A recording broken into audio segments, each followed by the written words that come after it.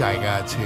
তবে অবাক হওয়ার মতো তথ্য হলো এরকম ভয়ঙ্কর বা প্রতিকূল পরিবেশেও বছরের পর বছর ধরেই এই গ্রামগুলোতে মানুষ বসবাস করছে। সেন্ট্রাল সাইবেরিয়ার একটি অঞ্চল ওইমিয়াকন। রাজধানী মস্কো থেকে প্রায় ৩৩০০ মাইল দূরবর্তী এই গ্রামটিকে বলা হয় পৃথিবীর সবচেয়ে শীতলতম গ্রাম। ওইমিয়াকনের গড় তাপমাত্রা -50 ডিগ্রি সেলসিয়াস। তবে ১৯২৪ সালে এখানে একবার তাপমাত্রা -৭১ ডিগ্রি সেলসিয়াসে নেমে গিয়েছিল। এরপর ২০১৮ সালে তাপমাত্রা নেমে গিয়েছিল ৮৮ ডিগ্রিতে। মাত্রাতিরিক্ত ঠান্ডার কারণে তেমন কোনো ফসল হয় না ওইমিয়াকনে।